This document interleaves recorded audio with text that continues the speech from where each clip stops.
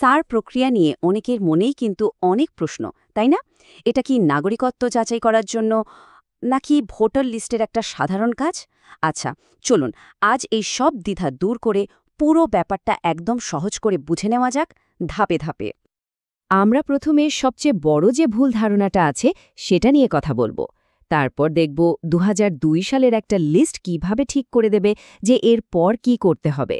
আর শেষে পরিস্থিতি যাই হোক না কেন তার জন্য কি কি স্টেপ নিতে হবে সেগুলোও পরিষ্কারভাবে জেনে নেব। তো চলুন শুরু করা যাক সবচেয়ে জরুরি বিষয়টা দিয়ে। এসআইআর নিয়ে যে মূল বিভ্রান্তিটা তৈরি হয়েছে সবার আগে সেটাকেই পরিষ্কার করে নেওয়া যাক। দেখুন, সবচেয়ে গুরুত্বপূর্ণ কথাটা হলো সার বা স্পেশাল সামারি রিভিশন। এটা আসলে ভোটারদের তালিকা ঠিকঠাক করার একটা প্রক্রিয়া। এর সঙ্গে নাগরিকত্ব যাচাইয়ের কিন্তু কোনো সম্পর্কই নেই। মানে এটা সবার কাছে নাগরিকত্বের প্রমাণ চাইছে না। এর একটাই কাজ, ভোটার লিস্টটাকে নির্ভুল আর আপ টু ডেট করা, ব্যাস এটুকুই। এবার আমরা আসছি এই পুরো প্রক্রিয়ার একেবারে কেন্দ্রে। মানে এরপর কি করতে হবে সেটা মাত্র একটা জিনিসের ওপর নির্ভর করছে, আর সেটা হলো ২০০২ সালের ভোটার তালিকা। শুধু এই একটা প্রশ্নের উত্তরই ঠিক করে দেবে যে কোন পথে এগোতে হবে। আর পথ আছে দুটো। চলুন এবার সেই দুটো পথ নিয়েই কথা বলা যাক। ব্যাপারটা কিন্তু খুবই সহজ। যদি আপনার পরিবারের নাম ওই ২০০২ সালের লিস্টে থেকে থাকে তাহলে প্রসেসটা একদমই সোজাসাপটা। আর যদি নাম না থাকে তাহলেও ঘাবড়ানোর কিছু নেই। সেক্ষেত্রে কিছু নির্দিষ্ট ডকুমেন্ট জমা দেওয়ার একটা সাধারণ পদ্ধতি আছে। আচ্ছা, তাহলে প্রথম পরিস্থিতিটা নিয়ে কথা বলি, যেটা আসলে বেশিরভাগ মানুষের ক্ষেত্রেই হবে। ধরুন আপনার বা আপনার পরিবারের কারোর নাম ২০০২ সালের তালিকায় আছে, তাহলে কি করতে হবে? যদি অফলাইনে কাজটা করতে চান তাহলে প্রসেসটা খুবই সিম্পল। আপনার এলাকার যিনি বুথ লেভেল অফিসার বা বিএলও আছেন তার কাছ থেকে একটা ফর্ম নিতে হবে, সেটা ফিল আপ করে জমা দিলেই কাজ শেষ। মাত্র এই ৩কে সহজ স্টেপ। আর অনলাইনে তো কাজটা আরও সোজা।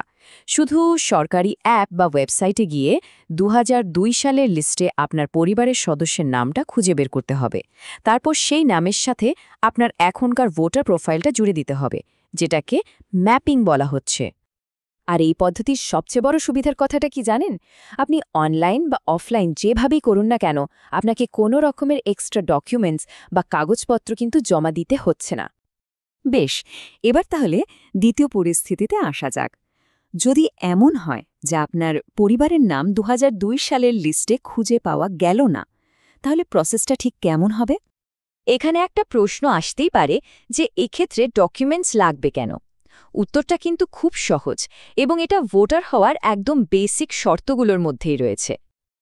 দেখুন, ভোটার হতে গেলে আইনত ৩টে শর্ত মানতে হয়। দেশের নাগরিক হতে হবে, একটি নির্দিষ্ট ঠিকানার স্থায়ী বাসিন্দা হতে হবে, আর বয়স হতে হবে ১৮ বছরের বেশি। তো যে ডকুমেন্টসগুলো চাওয়া হয় সেগুলো শুধু এই ৩টে সাধারণ শর্ত যাচাই করার জন্যই। এই প্রসঙ্গে একটা জরুরি কথা বলে রাখি। শুনানির জন্য নোটিশ পাওয়া মানে কিন্তু ভয় পাওয়ার কিছু নেই। এটা একটা রুটিন প্রসেস।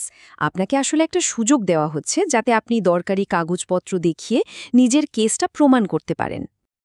আপনার জন্ম তারিখের উপর নির্ভর করে কি কি ডকুমেন্ট লাগবে সেটা এই টেবিলে খুব পরিষ্কার করে দেওয়া আছে। যেমন ধরুন, আপনার জন্ম যদি ১ জুলাই ১৯৮৭-র আগে হয় তাহলে শুধু আপনার নিজের জন্মের প্রমাণপত্র দিলেই হবে।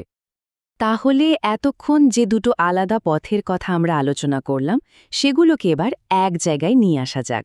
চলুন এক নজরে দেখে নিই ঠিক কী করতে হবে। এই টেবিলটা দেখলেই পুরো ব্যাপারটা জলের মতো পরিষ্কার হয়ে যাবে। আপনার পরিবারের নাম লিস্টে থাকলে শুধু ম্যাপিং করতে হবে, কোনো ডকুমেন্টসে ঝামেলা নেই।